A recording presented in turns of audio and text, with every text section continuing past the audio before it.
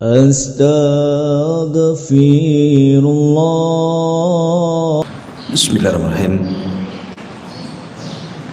Assalamualaikum warahmatullahi wabarakatuh. Alhamdulillah wassalatu wassalamu ala Rasulillah wa ala alihi wa sahbihi wa mawalah wa la hawla wa la quwata illa billahi wa ba'du. Alhamdulillah, di pagi menjelang siang ini kita bisa duduk untuk bertalabul ilmi kembali di Ahad pagi ini, dan tak lupa salawat dan juga salam kita hadiahkan kepada Rasul kita Nabi besar Muhammad sallallahu alaihi wa ala alihi wasallam. Tema di pagi hari ini kita akan membahas soal as-sa'adatu al-hakikiyatu, kebahagiaan yang hakikat. Ma'asyiral muslimat yang dimuliakan Allah Subhanahu wa taala, di dalam surah An-Nahl ayat 97 Allah Subhanahu wa taala berfirman, "Man 'amila salihan min dzakarin aw untha wa huwa mu'minun falanuhyiyannahu hayatan thayyibah wa lanajziyannahum ajrahum bi ahsani ma kanu ya'malun." Barang siapa yang melakukan amal yang saleh, baik dia laki-laki ataupun perempuan, dan dia seorang yang beriman, maka kami akan berikan kehidupan kepadanya dengan kehidupan yang baik di dunia,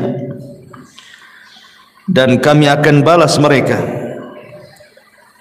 dengan balasan yang jauh lebih baik lagi terhadap apa yang mereka telah kerjakan.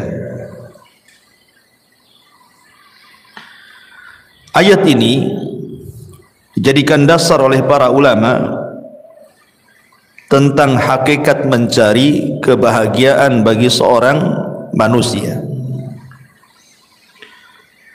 Bahwa Allah Subhanahu wa taala mengatakan, "Man 'amila salihan", barang siapa yang beramal saleh, baik dia laki-laki ataupun perempuan, dan dia beriman, maka kami akan berikan kehidupan yang baik, maksudnya kebahagiaan di dunia dan juga kebahagiaan di akhirat dengan dilipat gandakan balasannya.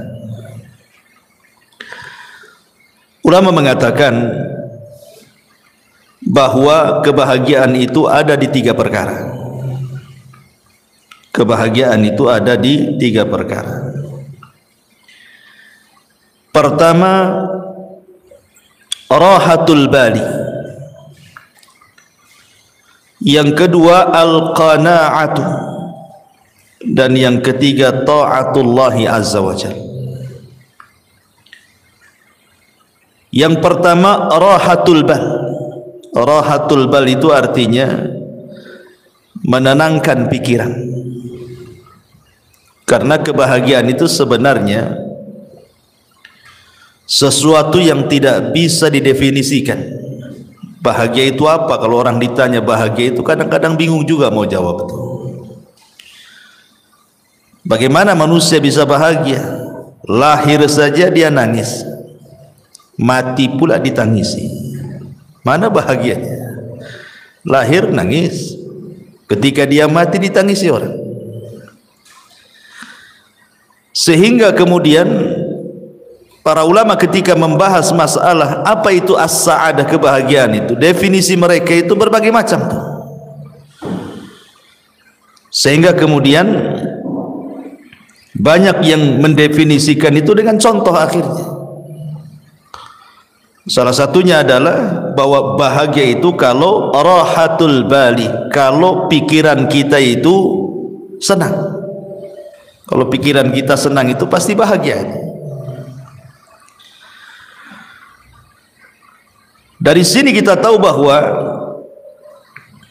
rahatul bali itu adalah kenikmatan penduduk surga. Karena penduduk surga itu apabila dimasukkan ke dalam surga, Allah katakan wa naza'na ma fi sudurihim min ghillin ikhwana. Kami cabut pada dada-dada dan hati-hati penduduk surga itu al-ghil, hasad, dengki, dendam, pokoknya penyakit hati. Baru kemudian dimasukkan ke dalam surga. Jadi penduduk surga itu pikirannya tidak aneh-aneh gitu.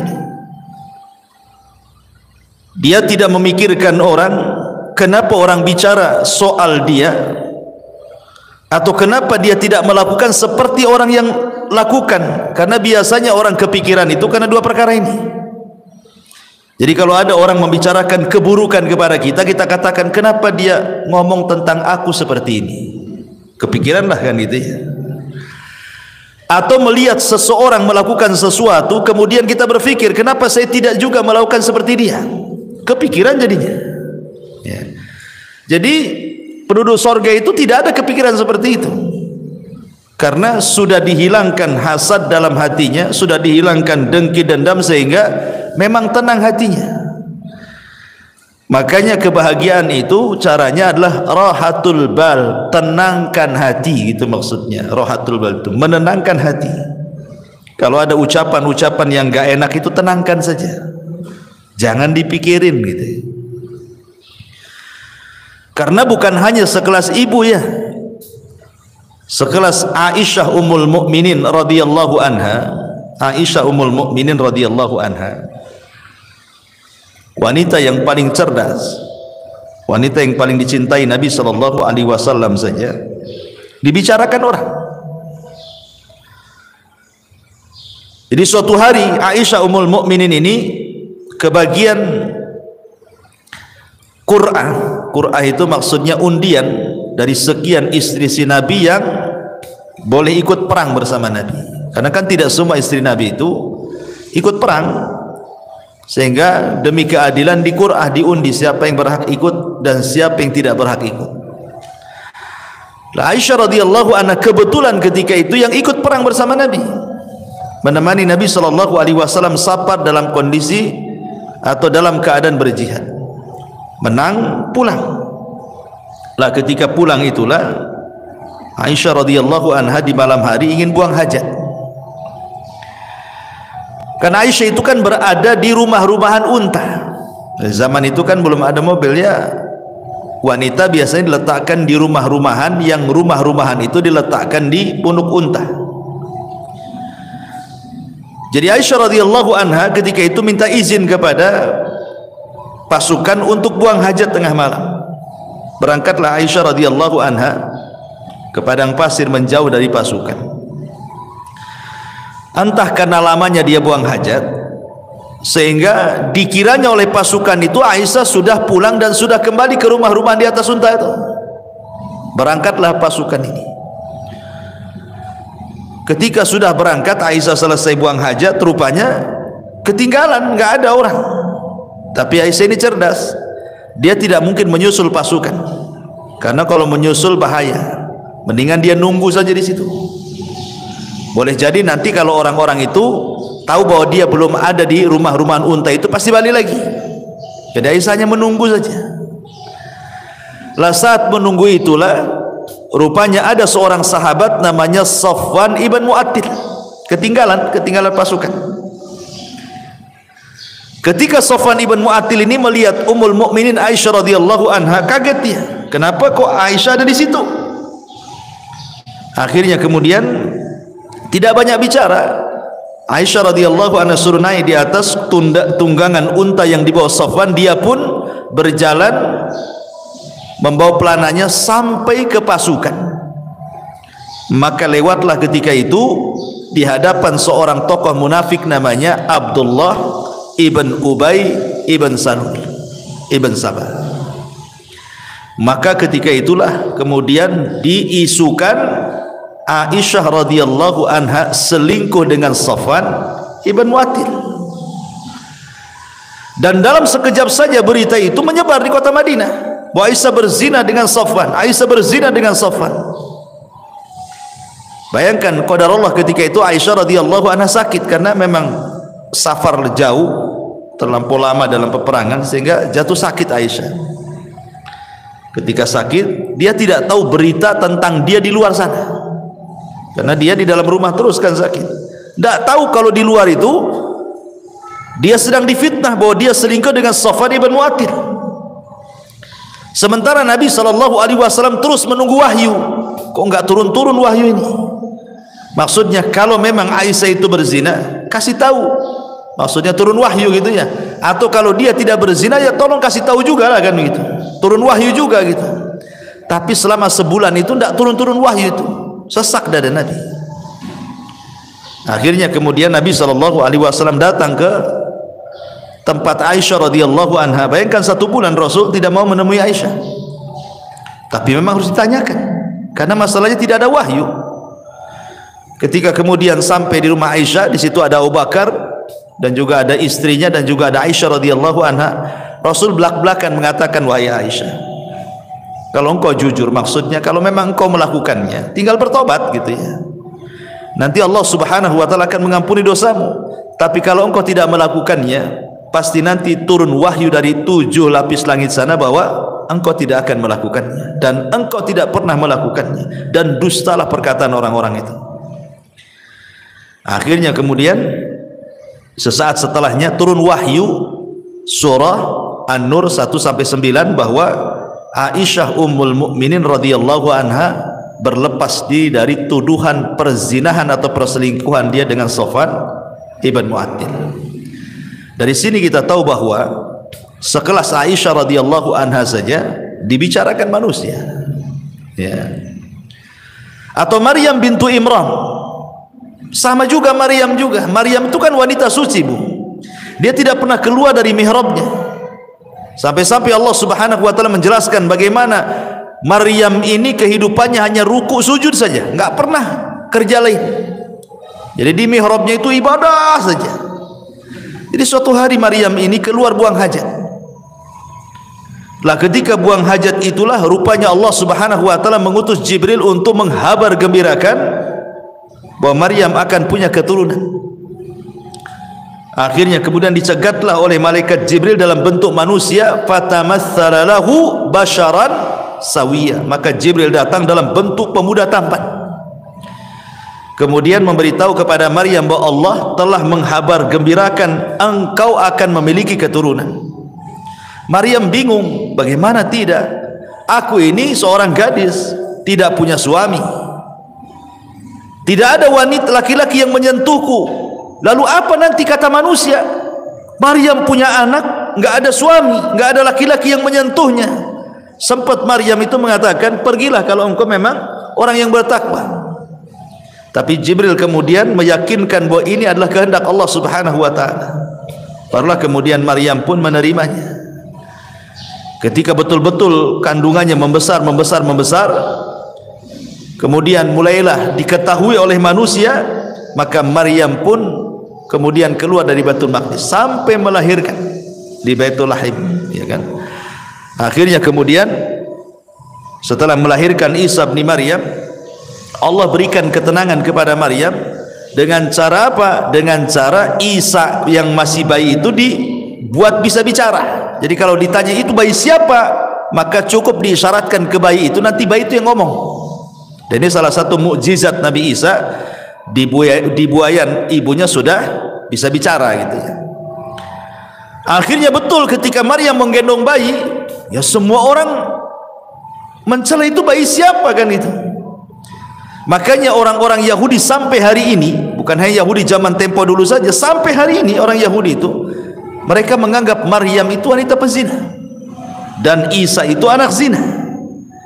Makanya orang-orang Nasrani mengkafirkan orang Yahudi karena melampaunya orang Yahudi mencela Isa dan juga ibundanya Maryam bintu Imran. dikafirkan sama orang Nasrani, Yahudi itu, karena menghina kenabiannya. Ya. Dari sini menunjukkan bahwa kalau sekelas Aisyah radhiyallahu anha, sekelas Maryam saja tidak lepas daripada pembicaraan manusia, apalagi ibu-ibu. Makanya pentingnya rahatul bal di sini, menenangkan hati, karena sehebat apapun manusia itu pasti dibicarakan orang. Maka rahatul bal itu penting. Ya, jangan pedulikan ucapan manusia, tenangkan gitu maksudnya.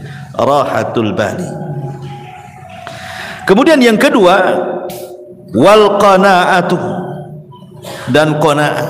Qanaah itu artinya rela dan redha dengan pemberian Allah Subhanahu wa taala.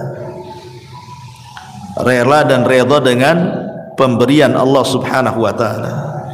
Karena ini yang menjadikan orang itu lebih tenang hidupnya. Jadi kalau orang itu rela, redha, apapun yang diberikan Allah pasti akan tenang. Makanya ada seorang syekh mengatakan, kalau anda ingin tenang, lakukan 5 perkara. Kalau anda ingin tenang, lakukan 5 perkara. Yang pertama, nikmati yang ada. Jangan pernah memikirkan yang tidak ada. Nikmati yang ada, jangan memikirkan yang tidak ada. Ibu umpamanya punya rumah, rumahnya kecil gitu ya. Kalau hujan bocor umpamanya, sempit, itu yang ada. Jangan terpikir kapan saya punya gedung, gitu maksudnya. Nanti stres, Bu. Jadi yang ada saja itu nikmati. Memang kalau memang tidur di atas tikar, nikmatilah, daripada menghayal tidur di atas spring bed, tapi kan hayalan itu. Enggak stres hidupnya kayak gitu tuh. Menghayal yang enggak ada, ya nikmati aja yang ada. Itulah qanaah namanya. Ini sama lah, umpamanya ibu pengen apa? Pengen handphone bagus ya. Dari dulu yang jadul aja, nggak bisa layar sentuh, itu layar pencet kalau yang jadul itu ya.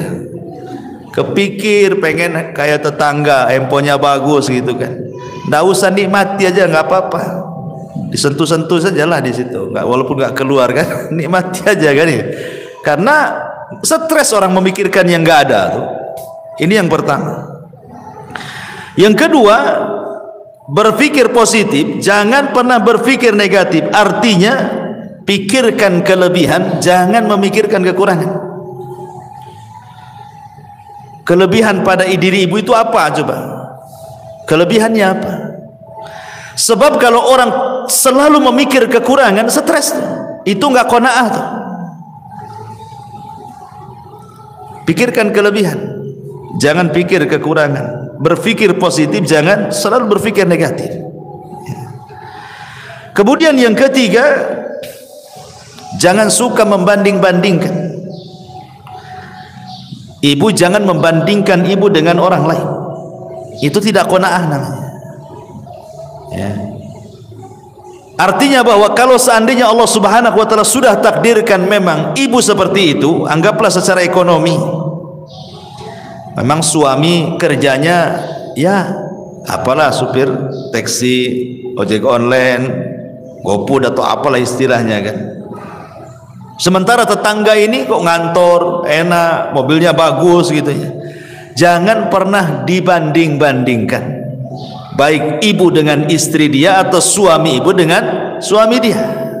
Jangan pernah dibanding-bandingkan.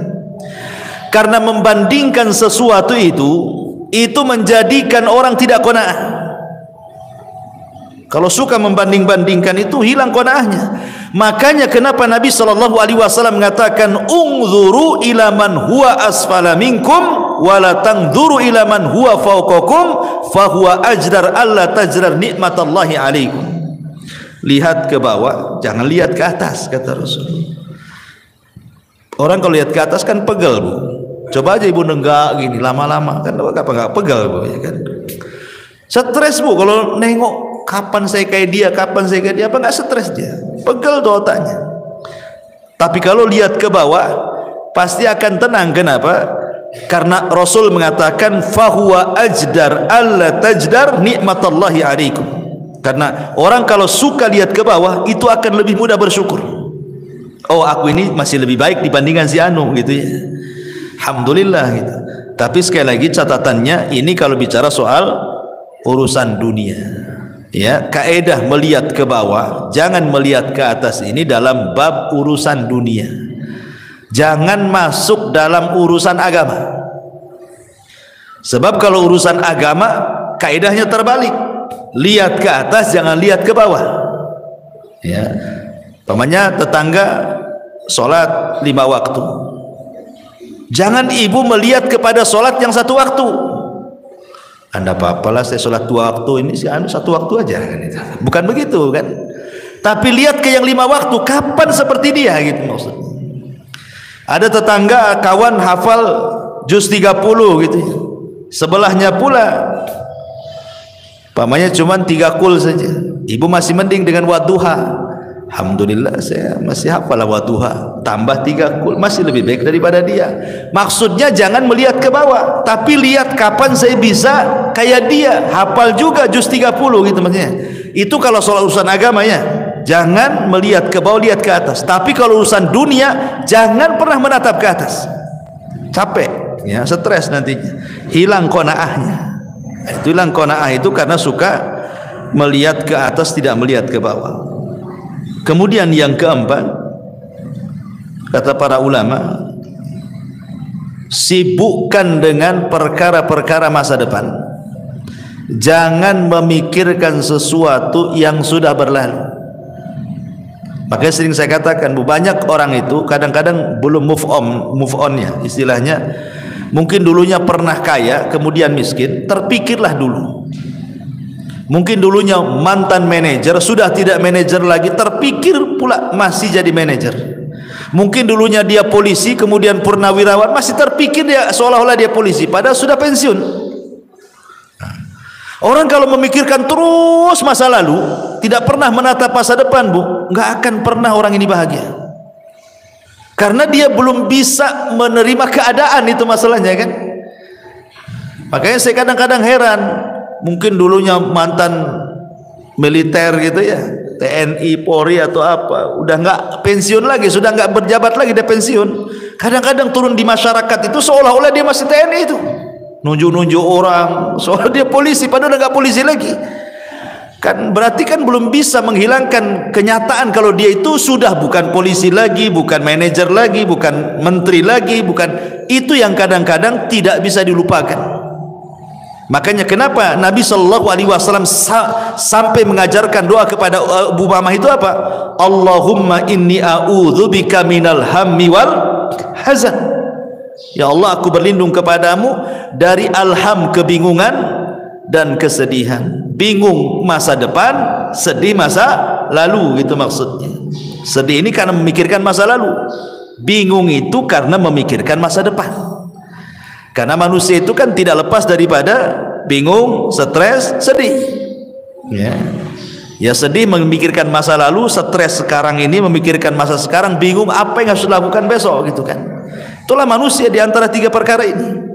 Makanya supaya kita qanaah, jangan memikirkan sesuatu yang sudah berlalu, tatap masa depan supaya lebih qanaah. Ya sudahlah, sudah takdirnya. Yang penting saya pernah kaya dulu, kan itu ya. Yang penting saya sudah pernah jadi pejabat, sudah merasakan, saya sudah tahu semua. Kan enak tuh kalau ngomong gitu ya. Kemudian yang terakhir, kata para ulama di sini,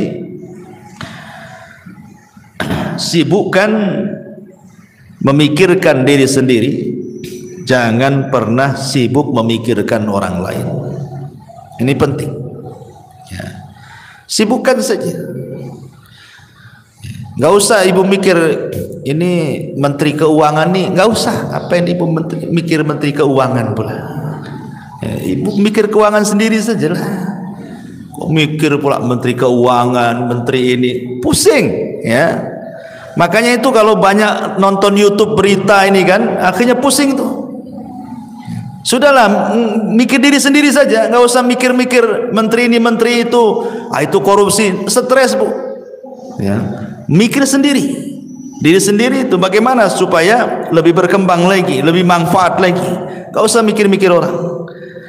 Karena ini kalau orang terus mikir terus orang, ganggu urusan orang, sementara dia lupa bahwa dirinya juga banyak kekurangan gitu ya, itu tidak qanaah orang itu.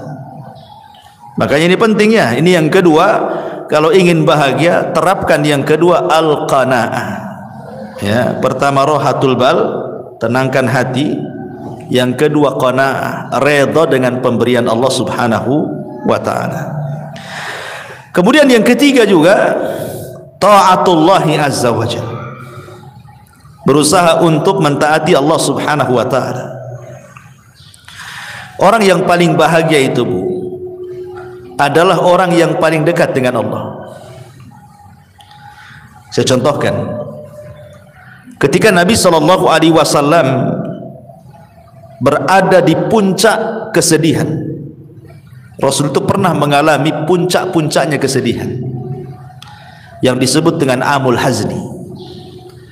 Jadi tahunnya saja sampai disebut tahun kesedihan. Saking sedihnya sekali Nabi itu sampai tahunnya disebut amul hazni. Bayangkan, di tahun yang sama Abu Thalib meninggal dunia. Kemudian setelah Abu Thalib meninggal dunia, disusul istri tercintanya Khadijah bintu Khuwailid. Kemudian belum selesai Khadijah meninggal, datang pula 8 kabilah Quraisy mengancam Nabi, kalau sampai melakukan dakwah, melanjutkan dakwanya akan dibunuh. Akhirnya Nabi SAW ke Taif. Sampai di Taif dilempari batu lagi. Itu memang momen-momen tersedih bagi Nabi SAW. Tapi Nabi SAW berusaha untuk berdoa kepada Allah dan mengatakan, illam takun alayya sakhatun fala ubali. Kalau ini bukan dalam bentuk azabmu kepadaku ya Rabb, aku tidak peduli. Maka Allah Subhanahu wa taala ingin membuat Nabi SAW melupakan segalanya. Bagaimana kesedihan kepada pamannya Abu Thalib, istri tercintanya Khadijah, ancaman orang-orang Quraisy, sempitnya dakwah, Allah ingin hilangkan dan jadikan kebahagiaan. Apa yang dilakukan Allah? Allah buat Nabi SAW naik ke langit. Kemana? Ke Sidratil Muntaha. Untuk apa? Untuk melupakan segalanya. Artinya Nabi ingin didekatkan kepada Allah. Ya kan, semakin tinggi kan semakin dekat, karena Allah kan berada di atas ketinggian. Ketika Nabi SAW dalam kondisi sulit, sesulit apapun, Allah berikan secercah kebahagiaan dengan cara didekatkan dia kepadanya. Maka terjadilah peristiwa dalam sejarah yang disebut dengan Isra dan juga Mi'raj. Untuk apa? Membahagiakan Nabi supaya tidak sedih lagi, didekatkan kepada Allah sampai di Sidratil Muntaha. Kemudian disyariatkan satu ibadah yang dengan ibadah itu membawa kebahagiaan. Salat itulah ibadah yang membawa kebahagiaan. Kenapa? Karena disyariatkan di langit. Salat itu di dekat Allah Subhanahu wa taala. Makanya dalam salat itu ada satu gerakan yang menunjukkan penghambaan diri seorang hamba kepada Allah. Apa itu? Sujud. Wajah ini, kalau ibu anggota badan ibu dari atas kepala sampai kaki, yang paling mulia itu wajah. Yang paling mulia. Makanya kalau ditampar wajah orang itu, maka akan berbekas sakit hatinya. Beda kalau dipukul paha, dipukul apa kan, nggak berbekas. Tapi kalau udah wajah diludahi, ditampar, itu kan sakit hati luar biasa. Kenapa? Karena memang dari semua anggota badan yang paling mulia itu adalah wajah. Ya. Sementara tanah itu ada sesuatu yang sangat hina kan gitu, karena diinjak manusia. Tanah yang bumi yang kita injak itu kan rendah karena diinjak kaki. Ketika ibu kemudian meletakkan sesuatu yang sangat mulia, diletakkan di sesuatu yang sangat rendah, itu menunjukkan apa? Penghambaan namanya. Ya kan? Wajah ini mulia, tanah ini hina karena diinjak kan. Jadi ibu meletakkan sesuatu yang mulia kepada sesuatu yang hina hanya untuk menghambakan diri kepada Allah. Makanya disitulah Allah Subhanahu wa ta'ala akan hubungkan tali dia dengan hambanya saat sujud itulah. Makanya solat disebut solat karena silatun bainal abdi wa rabbih. Dia adalah penyambung tali antara hamba dengan Allah. Makanya kalau orang solat, maknanya dia sedang mendekatkan diri kepada dalam sujudnya. Ketika itulah kebahagiaan Allah turunkan. Dalam kondisi apapun Rasul itu kalau ada masalah yang tidak bisa keluar dari sebuah masalah, pasti Rasul akan solat. Rasul itu kalau ada masalah pasti solat. Sebagaimana Aisyah radhiyallahu anha mengatakan, kana an-nabiy sallallahu alaihi wasallam idza hajabahul amr fazia ila shalah. Rasul itu kalau datang perkara yang sangat menyulitkan bagi kehidupannya, bersegera dia solat. Karena dia tahu bahwa solatlah yang akan mengurai permasalahan. Sebagaimana yang pernah saya ceritakan kepada ibu-ibu kan, ada seseorang ibu itu yang minta fatwa kepada seorang syekh. Ya syekh, saya punya anak ini hidupnya nggak pernah bahagia dari kecil sampai dia dewasa. Ya. Setelah dia dewasa masuk ke pekerjaan, asik masalah saja pekerjaannya, keluar masuk pekerjaan. Kemudian soal perjodohan pun sama. Sampai sekarang pun dia tidak dapat jodohnya. Kemudian masalah kesehatan pun sama. Sekarang anak saya ini stroke. Ya. Sudah masalah ekonomi masalah, masalah jodoh masalah, masalah kesehatan pula masalah. Jadi kata ibunya itu seolah-olah anak saya itu dari kecil sampai sekarang nih tidak pernah tersentuh dengan kebahagiaan. Apakah anak saya tersihir wahai syekh? Itu pertanyaan ibu ini. Jangan-jangan anak saya tersihir wahai syekh. Bisa enggak kau meruqyah anak saya katanya. Tapi syekh ini mengatakan pertanyaan satu saja, apakah anakmu sholat? Itu pertanyaan saya. Saya tidak mengatakan nanti saya ruqyah coba mungkin ada jinnya gitu. Tidak, yang ditanyakan pertama kali, apakah putramu sholat? Maka ibunya mengatakan, tidak ya syekh, putraku tidak pernah sholat. Apakah dia seorang muslim? Ya, dia seorang muslim. Artinya kenapa dia nanya seorang muslim? Kalau orang kafir kan tidak perlu ditanya sholat kan itu ya. Apakah dia seorang muslim? Ya, dia seorang muslim. Kenapa dia tidak sholat? Wallahu a'lam. Maka syekh mengatakan jangan-jangan kesulitan hidup dia sejak kecil sampai dia terbaring stroke itu bukan karena apa-apa, karena dia tidak sholat. Itu jawabannya. Jadi apa yang harus aku ruqyah katanya. Kemudian syekh membentangkan sedikit soal sholat. Dia jelaskan sama ibu ini, begini ya bu ya, sholat itu adalah penghubung kita dengan Allah. Jadi kalau kita sholat itu kita sedang menghubungkan tali kita dengan Allah Azza wa Jalla. Sekiranya tali yang kita hubungkan dengan Allah itu putus, maka putuslah hubungan kita dengan Allah. Ketika Allah tidak berhubungan lagi dengan kita, mungkinkah Allah membantu kita? Tidak mungkin ya. Maka solatlah, kata syekh ini, solatlah. Sebab kalau seandainya anda solat berarti anda sedang menghubungkan tali anda dengan Allah. Ketika terhubung tali itu dengan Allah, maka yakin Allah Subhanahu wa ta'ala akan menolong anda. Kemudian syekh mengatakan, coba bayangkan kalau putramu ini bangun di pagi hari dan dia tidak sholat subuh, berarti dia memulai dengan aktivitas hari itu dengan laknat Allah Azza wa Jalla karena melakukan dosa besar ya. Kemudian datang siang hari lagi dia tidak sholat duhur, berarti dia sudah dilaknat di siang hari. Kemudian datang sore hari lagi dia tidak sholat asar, berarti Allah sedang melaknat dia di sore hari. Kemudian datang di malam hari maghrib dia meninggalkan maghrib, berarti dia sedang dilaknat di waktu maghrib. Kemudian sholat isya dia tinggalkan pula sholat isya, berarti dia sedang dilaknat di waktu isya. Kata syekh, bagaimana orang akan bahagia sementara awal aktivitas hidupnya diawali laknat dan sebelum tidur pula dia dilaknat katanya. Mana bahagianya? Gimana coba? Awal dilaknat, akhir pula dilaknat. Maka wajar anakmu tidak akan bahagia. Maka syekh mengatakan, suruhlah dia sholat. Dari sini kita tahu bahwa ketaatan kepada Allah Subhanahu wa taala itu salah satu penyebab orang bahagia.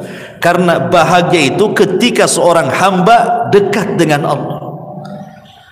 Ketika Nabi SAW sedang kesulitan, diberikan kebahagiaan dengan cara apa? Didekatkan dengan Allah, diangkat naik ke langit, didekatkan sampai di Sidratil Muntaha. Maka hilanglah keperitan hidup Nabi SAW, sehingga ketika turun setelah peristiwa Isra Mi'raj, semangat lagi dia hidupnya, semangat lagi. Apalagi selama perjalanan Isra Mi'raj itu bagaimana Nabi SAW dipertemukan dengan Nabi Adam, Nabi Yahya, Nabi Isa, Nabi Idris, Nabi Harun, Musa dan para Nabi yang lainnya. Menjadi sebuah pelajaran bahwa dakwah Rasul akan mengikuti marhalah para Nabi yang dijumpai selama perjalanan itu. Seperti dia berjumpa dengan Nabi Adam, sebagaimana Nabi Adam hijrah dari sorga ke bumi, maka engkau pun akan hijrah dari Mekah ke Madinah. Kemudian berjumpa dengan Yahya dan juga Isa bin Maryam, sebagaimana keduanya dirongrong dimusuhi orang-orang Yahudi, maka engkau pun sama ya Muhammad, sesampainya di kota Madinah maka musuhmu orang-orang Yahudi. Kan itu.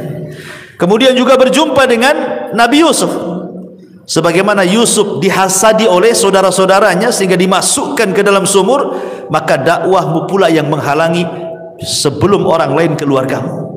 Maka yang menghalangi dakwah itu siapa dulu? Abu Lahab, keluarga. Belum ada Abu Jahal lagi ya. Abu Lahab sudah menghalang-halangi pamannya sendiri kan.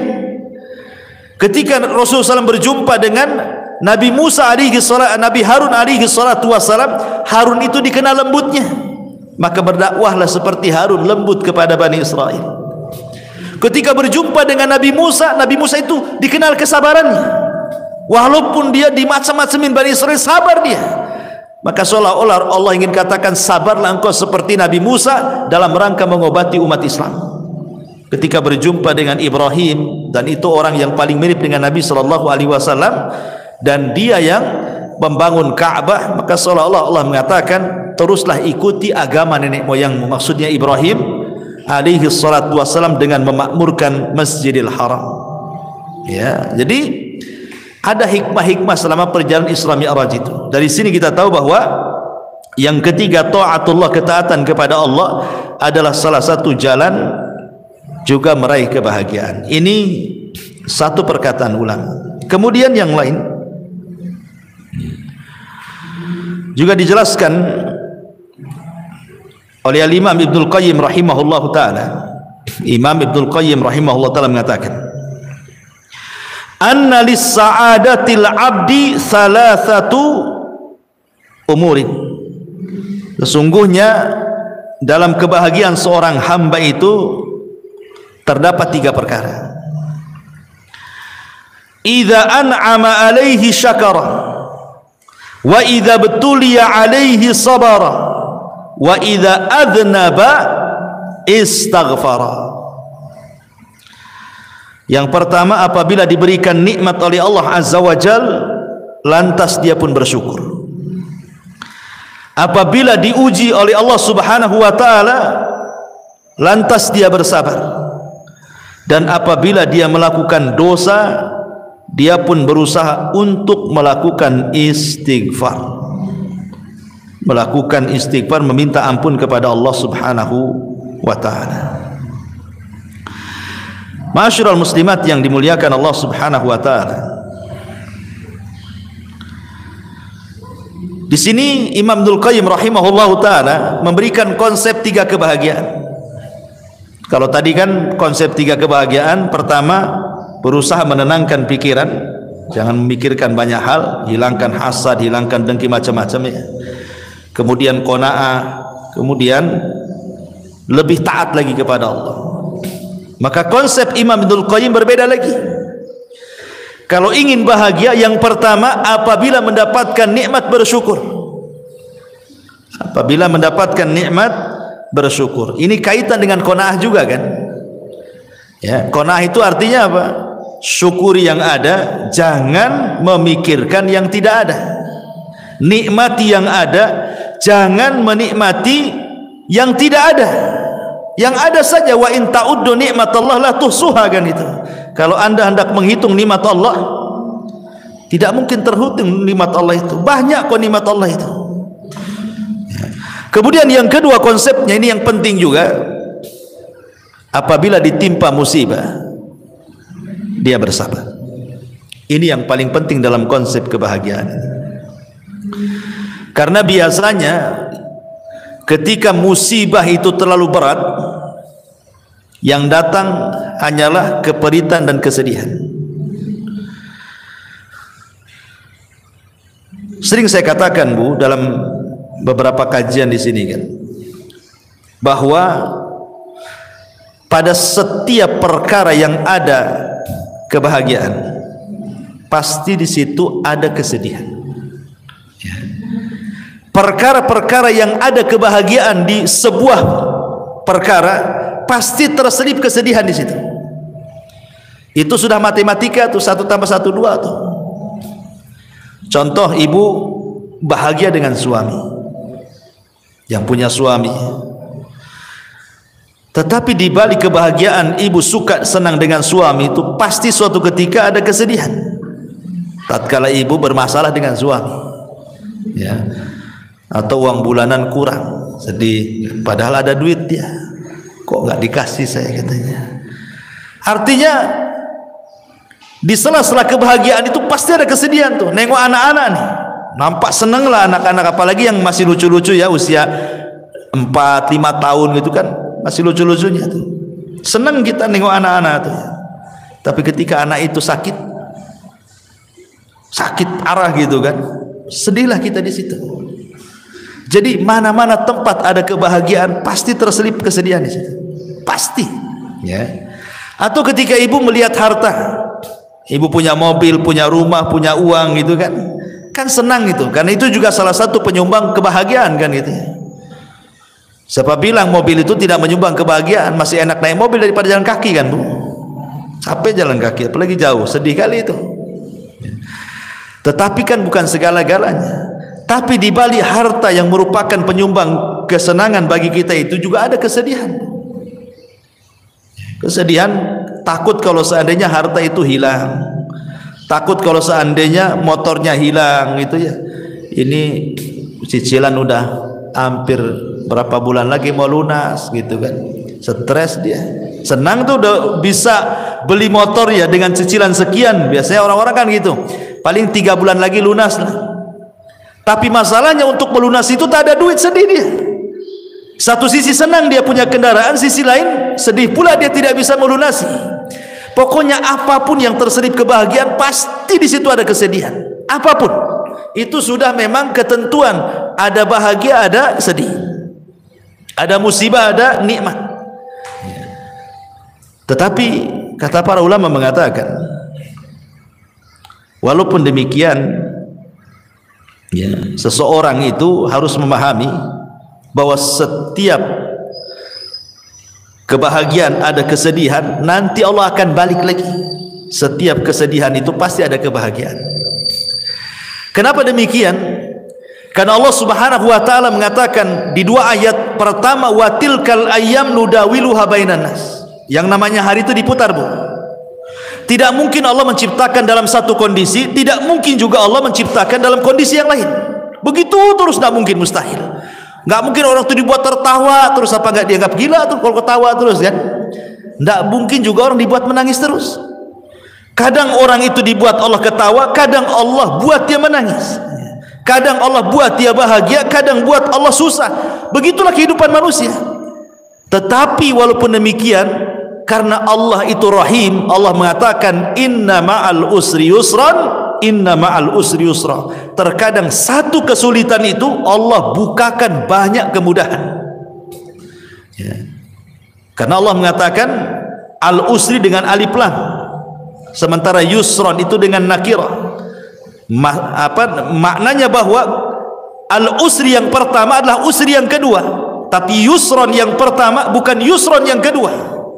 Kan 2 kali diulang dalam Quran itu kan, inna ma'al usri yusran, inna ma'al usri yusran. Dan ayatnya 2 kali diulang tuh.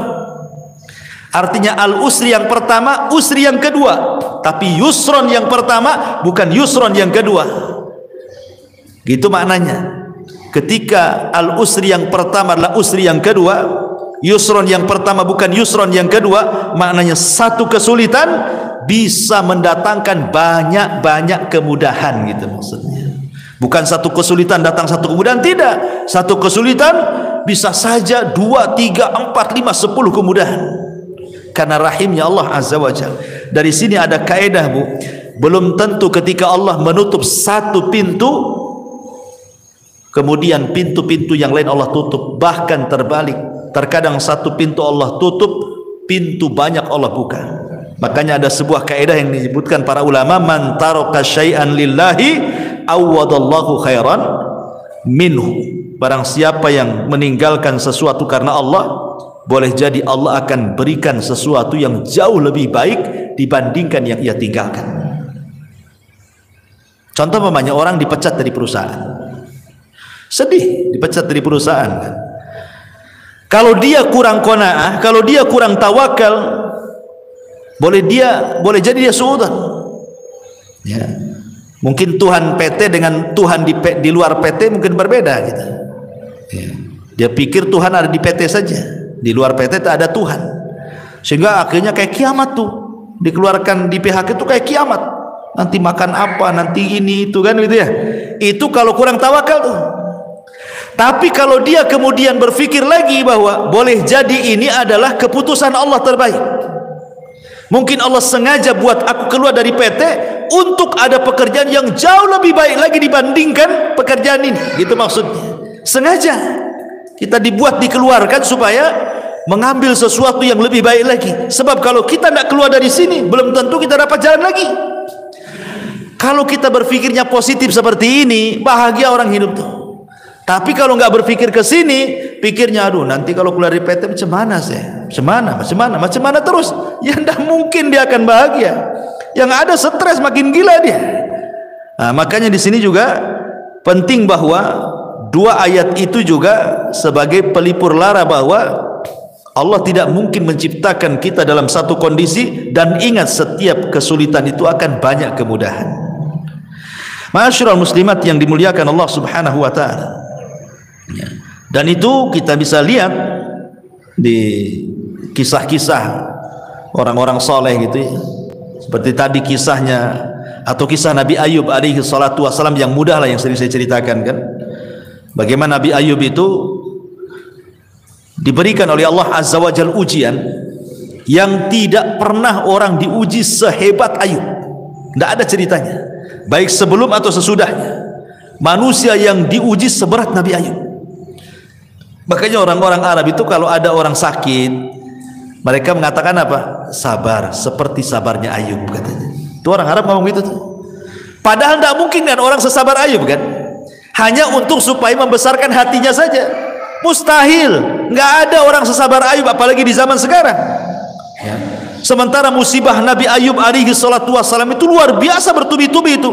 Mulai daripada kehilangan harta, kemudian disusul kehilangan anak, kemudian disusul dengan banyaknya penyakit, kemudian disusul tidak ada orang yang mendekati, dibicarakan manusia. Sumpah, coba bayangkan. Ibu ini nggak kehilangan harta, ya, harta masih ada, rumah masih ada, ibu sehat, nggak ada penyakit, ya, apalagi anak-anak ada, cuman ibu ini dibicarakan orang saja.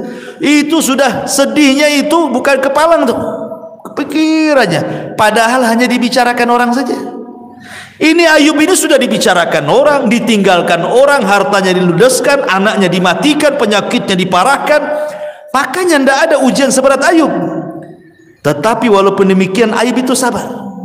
Sabar, tidak pernah mengeluh sedikit pun. Yang tidak sabar justru istrinya, ya, istrinya yang tidak sabar.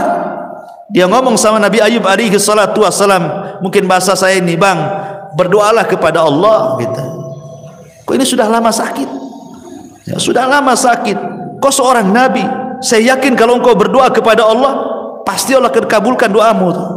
Jadi istri mendorong supaya Ayub berdoa kepada Allah untuk dibalikan nikmatnya. Tapi subhanallah, lihat bagaimana Ayub ini mengajarkan kepada kita syukur ya. Dia mengatakan kepada istrinya, coba pikirkan berapa lama Allah berikan nikmat kepada kita. Berapa lama? Kata istrinya 70 tahun. Kata Ayub, 70 tahun kita di atas kenikmatan. Sekarang Allah baru uji saya 18 tahun. Kalau saya harus meminta kepada Allah, ini belum seimbang. Ya. Harusnya kalau seimbang, ya nunggulah nanti setelah penyakitku 70 tahun lagi, baru aku meminta kesembuhan, gitu maksudnya Ayub itu.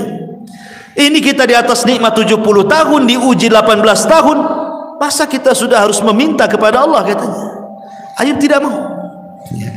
Tapi ketika kemudian ada dua orang temannya Ayub yang berbincang-bincang soal Ayub dan mengatakan jangan-jangan Ayub itu diberikan penyakit oleh Allah, itu bukan penyakit biasa, itu penyakit kutukan, katanya. Kata kawannya, kok bisa kau bilang penyakit kutukan? Iyalah, kalau bukan kutukan apa namanya? Masa satu cuil penyakit pun tidak ada tanda-tanda kesembuhan, katanya. Kalau bukan kutukan apa namanya? Kedengaranlah kalimat ini ke telinga Ayub. Makanya Ayub mengatakan, Rabbi inni massaniya dhur wa anta arhamur rahimin. Ya Rabb, aku tahu engkau yang memberikan madarat ini kepadaku, tapi aku tahu juga bahwa engkau adalah zat yang maha pemberi kasih sayang dari hamba-hambamu penyayang. Maknanya seolah-olah Ayub mengatakan, ya Rabb, aku tahu bahwa engkau yang memberikan madarat ini kepadaku, tapi aku yakin tidaklah engkau memberikan madarat kepadaku kecuali karena sayangmu kepadaku. Itu maksudnya. Lihat bagaimana ada berdoa Ayub saja tidak dirinci penyakitnya. Menunjukkan apa? Menunjukkan Ayub itu tidak tasahud. Tasahud itu artinya menolak takdir, kayak kita kan ngomel-ngomel sama Allah. Enggak. Ayub kan tidak merinci kan musibahnya, dia hanya mengatakan, aku tahu ya Rabb, engkau yang menimpakan penderitaan ini. Lain kalau kita ngomong, ya Allah, anak saya sudah mati, ya, dirinci kalau kita doa itu kan. Ini rumah juga bocor-bocor kan itu, ya. Ini usaha juga lagi sulit. Itu kalau doa kita itu dirinci, itu susahnya kita ini dirinci, ya kan. Ya, kalau bisa itu 10 rincian disebut semua tuh, ya. Nabi Ayub tidak dirinci. Dia hanya mengatakan, ya Rabb, aku tahu kau yang menimpakan derita ini. Titik sampai di sini. Karena Allah sudah tahu gitu, tidak perlu dirinci, Allah sudah tahu kan itu. Dan itu ada berdoa namanya. Ya, Allah sudah tahu, sudah paham gitu. Makanya sejak itulah Allah Subhanahu wa taala kabulkan permintaan Ayub dan Allah kembalikan nikmatnya.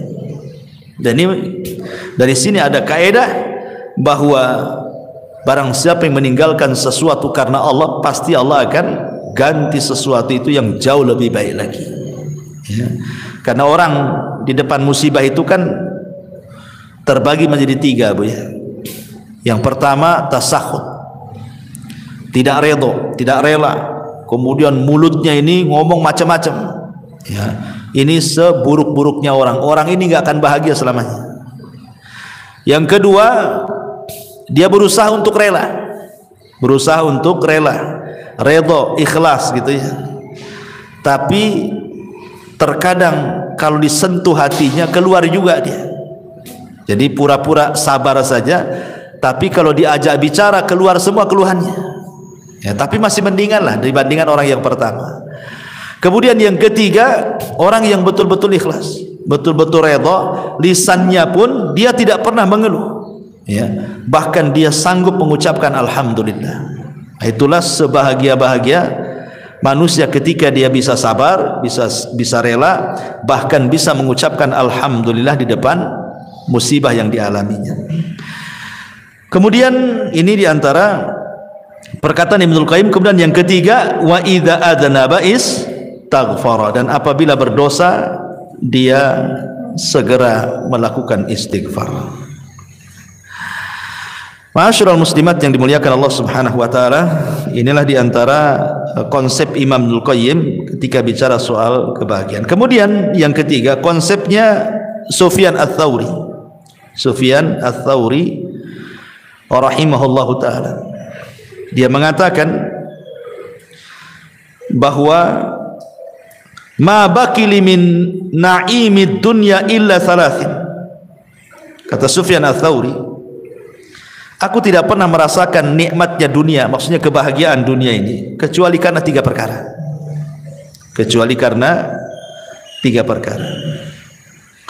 akhun thiqatun fillahi aqtasibu min suhbatihi khairan in ra'ani za'ighan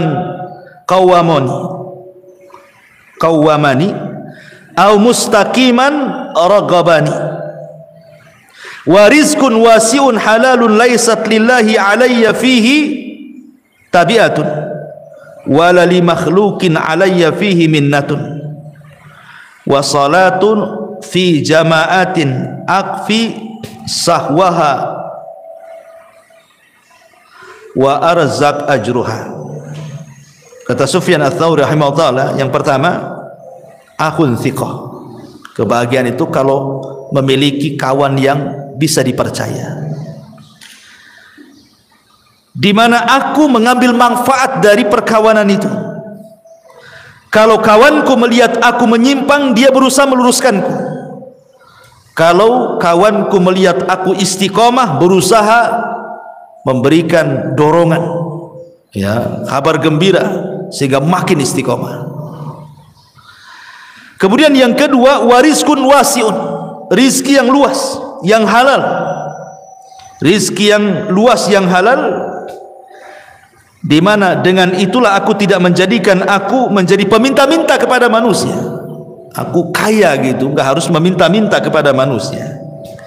Dan yang ketiga, solat jamaah.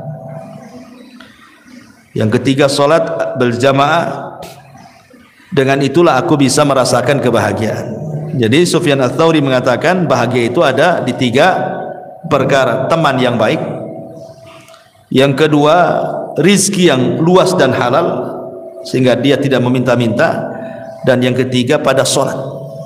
Ya, sebagaimana Rasul mengatakan kepada Bilal, ya Bilal, hayya nastari bis salat, wahai Bilal, mari beristirahat, bersenang-senang dengan solat. Jadi beliau mengatakan seperti itu karena Sufyan Ats-Tsauri ini orang yang paling zuhud, orangnya kaya tapi zuhud. Jadi suatu ketika Sufyan Ats-Tsauri ini ditanya oleh muridnya, ya Imam, engkau ini selalu memberikan fatwa zuhud, tapi kok kaya, katanya. Jadi pikiran orang yang bertanya itu, kalau bisa orang zuhud itu ya miskin gitu maksudnya ya. Jadi orang zuhud itu menurut dia harus miskin, compang-camping, makannya nasi kerak gitu ya. Ya pokoknya susah lah orang zuhud. Dikiranya seperti itu makna zuhud. Jadi orang ini mengatakan, ya Sufyan, engkau ini selalu menasihati zuhud, tapi kau juga kaya gitu ya. Lihat jawaban Sufyan Ats-Tsauri. Dia mengatakan zuhud itu bukan itu. Zuhud itu kau letakkan hartamu di tanganmu. Maksudnya jangan kau letakkan hartamu di hatimu. Sebagaimana diriku, aku meletakkan hartaku di tanganku dan aku tidak meletakkan hartaku di hatiku. Dan kenapa aku harus kaya? Likaila atamandalu alal muluk, supaya aku tidak menjilat penguasa, supaya aku bisa mengatakan yang hak-hak, yang batil-batil katanya.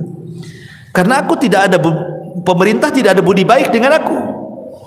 Aku sudah kaya, ya kan?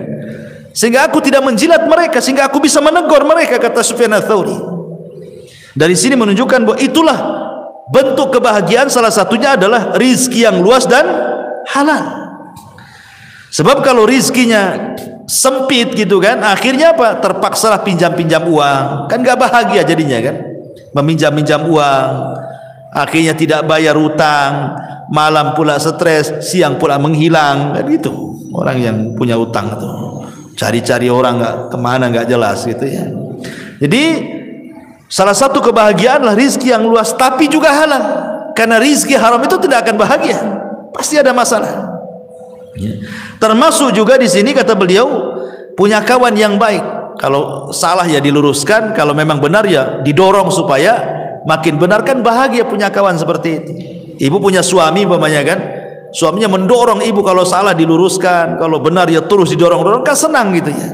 Nah, kata Sufyan Ats-Tsauri, carilah kesenangan di 3 tempat ini: akhun thiqah, saudara yang bisa kita percaya, kemudian rizki yang luas, kemudian dalam solat jamaah, dan yang terakhir tentu saya ingin bacakan satu hadis.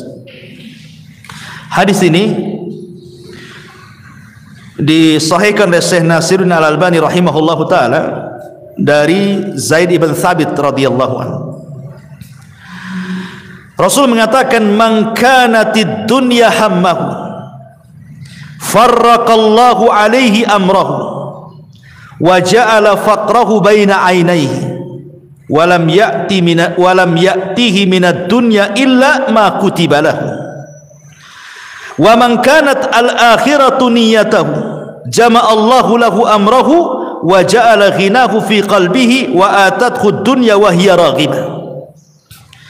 Barang siapa yang dunia menjadi tujuan hidupnya, maka Allah subhanahu wa ta'ala akan cerai beraikan perkaranya, dan Allah akan jadikan kefakiran di kedua matanya, dan tidaklah dunia yang datang kepadanya kecuali apa yang sudah dicatat takdir saja. Tetapi barang siapa yang akhirat adalah niat hidupnya, maka Allah subhanahu wa ta'ala akan kumpulkan perkaranya, dan Allah akan jadikan kekayaan dalam hatinya, dan Allah akan datangkan dunia kepadanya sementara dia menolaknya. Ma'asyiral muslimat yang dimuliakan Allah azza wa jalla, hadis ini adalah hadis yang sangat mulia sekali, satu dasar mencapai kebahagiaan dunia dan akhirat. Pertama, penggalan yang pertama, Rasul mengatakan barang siapa yang dunia itu menjadi tujuan hidupnya, maka Allah pasti akan mencerai beraikan urusannya, dan Allah akan jadikan kefakiran di kedua matanya. Kemarin kita sudah jelaskan, Bu, ada orang kaya diazab dengan kekayaannya, bahkan seolah-olah lebih miskin dibandingkan orang-orang yang sudah jelas miskin. Ada orang miskin, Bu, mungkin dia tukang bangunan, ya, kadang helper, ya, mungkin yang paling rendah dalam tukang bangunan itu helper itu, ya. Kadang ada borongan, kadang tidak, gitu. Kadang ada proyek, kadang tidak. Tapi dia bisa hidup dengan keluarganya. Dia bangun tidur, kemudian jam 8 dia sudah kerja, jam 5 pulang, kemudian dia bisa senang dengan anak istrinya juga. Nanti besok gitu lagi. Ya. Tapi ada orang-orang kaya, Bu, itu seolah-olah 24 jam hidupnya itu dengan duit saja, nggak ada untuk keluarga tuh. Ada orang kayak gitu kan? Karena orang kaya itu umpamanya, oh ini ada meeting ke Medan nih, seminggu di Medan. Sementara tukang bangunan ini di rumah terus dia sama keluarganya. Dari pagi bisa dia tengok istrinya, ini nanti sebulan kemana, sebulan kemana, kapan tuh sama keluarganya dia. Itu kan orang ini diazab dengan kekayaan namanya tuh. Kok kekayaannya yang mengadab? Harusnya orang yang kaya itu lebih banyak hidup dengan keluarga dibandingkan orang miskin. Ini tidak gitu. Kenapa orang yang miskin itu lebih senang hidup dengan anak istrinya, lebih banyak waktunya? Orang kaya ini pula sedikit waktunya. Berarti dia diazab dengan kekayaannya. Orang miskin aja nggak kayak gitu cari uangnya kok. Kalau sudah cukup untuk makan selesai. Ini tidak cukup-cukup.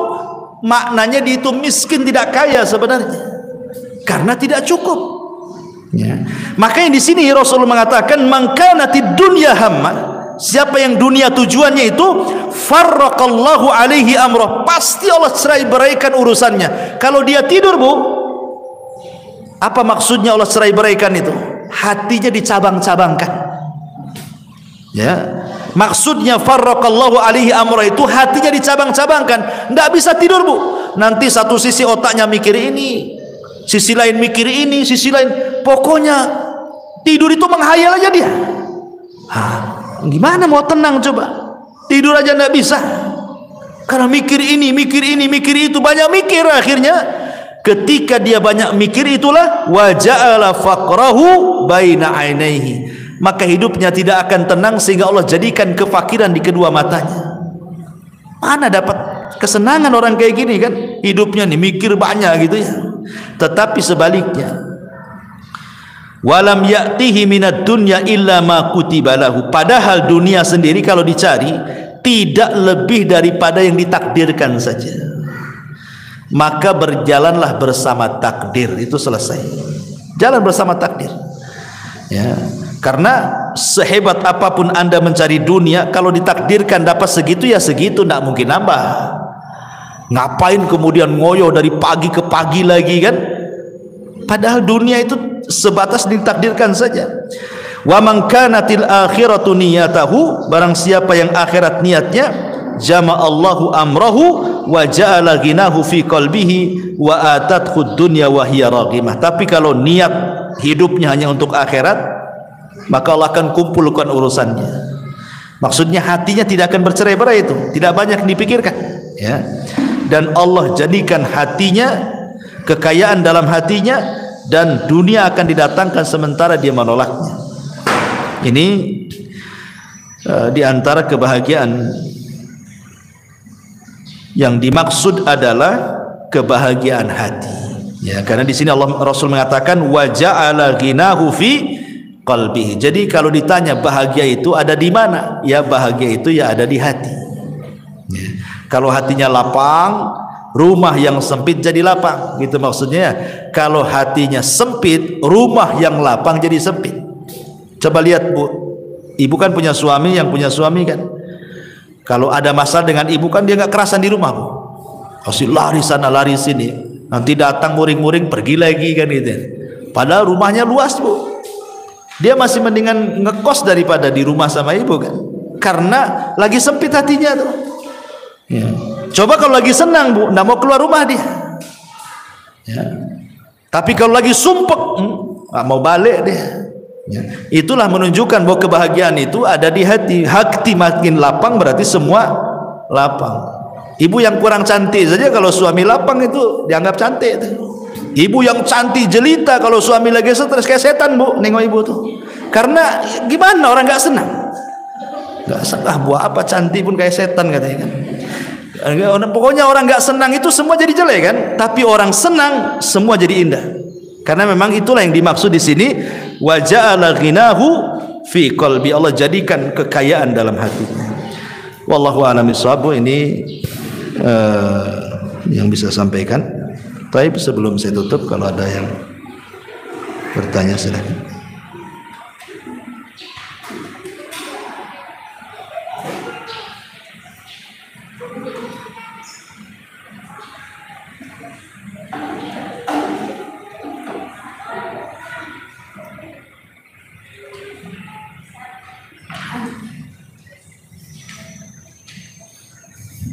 Ya.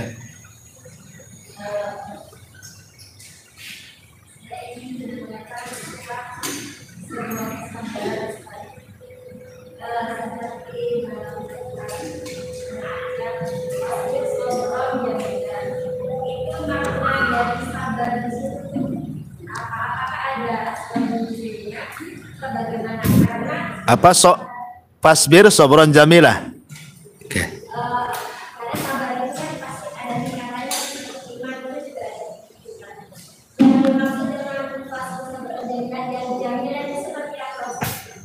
Iya. Aisyah radhiyallahu anha ketika disidangkan oleh Nabi sallallahu alaihi wasallam, ketika kisah tadi yang saya ceritakan ya, difitnah berzina dengan Safwan ibn Mu'attil. Jadi Aisyah radhiyallahu anha itu sedang berada di kasurnya terbaring. Dan ingat Aisyah ketika itu masih kecil. Ya, masih kecil. Maksudnya untuk menghadapi perkara besar itu belum sanggup. Kan dia masih kecil. Ya, Rasul kan sudah tua ya kan. Kemudian di sampingnya ada Abu Bakar dan Ummu Ruman ibunya. Kemudian Nabi SAW bertanya, wahai Aisyah,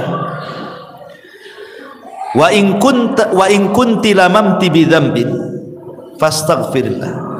Aisyah, kalau memang kau melakukannya, maksudnya berzina dengan Safwan ibn Mu'attil, akui saja. Karena kalau tobat pasti Allah terima tobatnya. Tetapi kalau tidak melakukannya, yakin Allah pasti akan membebaskan kamu dari 7 lapis langit sana. Aisyah radhiyallahu anha ini heran, kenapa Nabi SAW memberikan 2 soalan yang salah satunya seolah-olah terpengaruh dengan orang munafik. Kan ini soalan yang sulit dijawab. Ngaku atau tidak? Kan begitu pertanyaannya. Ya. Ngaku atau tidak? Kalau ngaku bertobat, kalau tidak sabar. Ketika Rasul mengatakan kalau engkau melakukannya, ini kan kesannya membenarkan isu-isu orang-orang munafik di luar. Makanya Aisyah radhiyallahu anha tidak bisa menjawab gitu kan. Dikasih dua soalan seperti ini.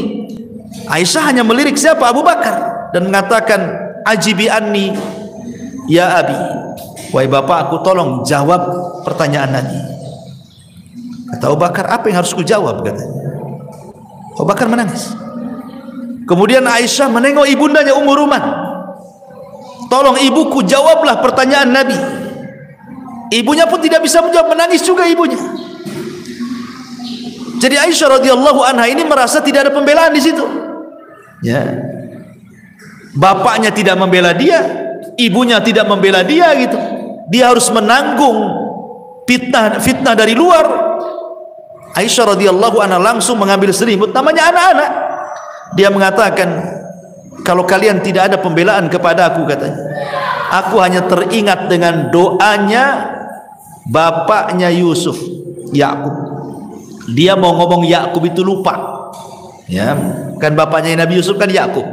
Lupa dia mau ngomong Yakub itu, sehingga dia mengatakan bapaknya Yusuf. Karena masih muda Aisyah sehingga lupa gitu mau bilang Yakub itu. Kecuali aku teringat dengan perkataan ayahnya Yusuf, maksudnya Yakub. Fasabrun jamil wallahu, dan sabar itu indah, dan Allah akan menyingkap setiap orang-orang yang telah memfitnahku. Di sini ada kalimat apa? Fasabrun jamil. Kata Aisyah radhiyallahu anha, aku hanya teringat ucapan ayahnya Yusuf mengatakan fasabrun jamil wallahu musta'anu ala ma tasifun. Sungguh sabar itu indah. Maknanya apa? Apalagi yang harus dilakukan coba? Kecuali sabarlah. Ya.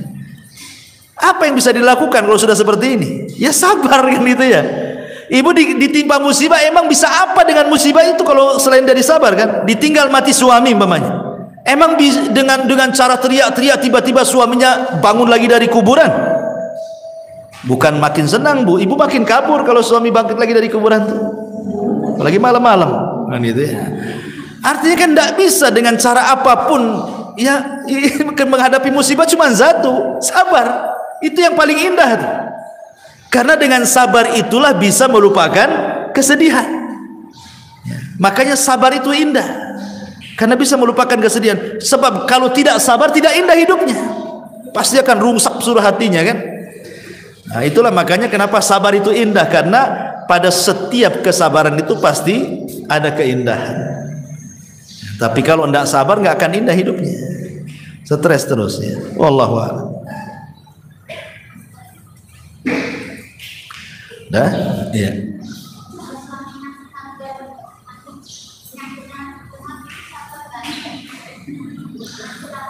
Suaminya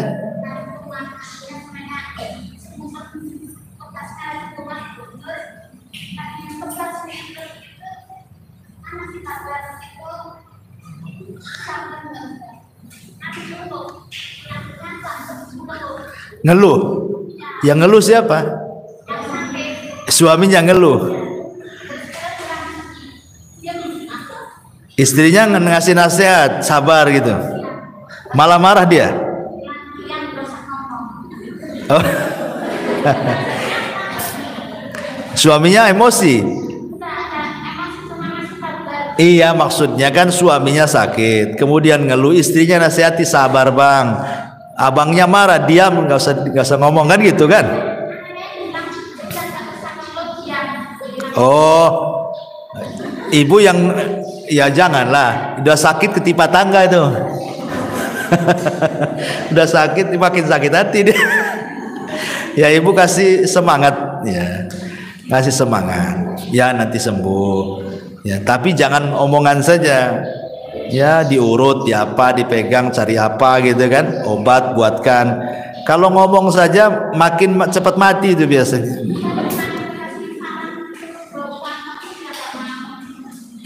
Oh dia nggak mau berobat. Ya suruh berobat. Ya berobat itu kan wasilah kesembuhan. Nggak boleh tawakal saja. Karena Allah itu memberi kepada yang berusaha, bukan kepada yang berdoa. Itu kaidah. Allah itu memberi kepada yang berusaha, bukan kepada yang berdoa.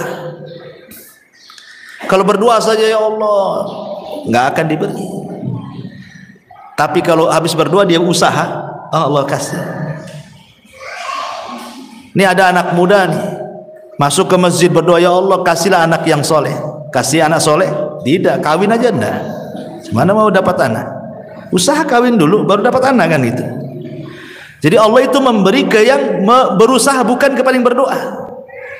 Maka sarankan jangan berdoa terus, usaha juga. Berdoa minta kesembuhan, ya makan obat juga gitu maksudnya. Atau terapi-terapi apa gitu ya, karena doa itu tidak menghilangkan akhdhu bil asbab, mengambil sebab ya. Ya Bu, saya kira cukup lah. Ini sudah jam 10, saya harus ke Batam Center. Mudah-mudahan ada manfaatnya. Subhanallah bihamdika, asyhadu an la ilaha illa anta, astaghfiruka wa atubu ilaik. Allahu ta'ala. Assalamualaikum warahmatullahi wabarakatuh.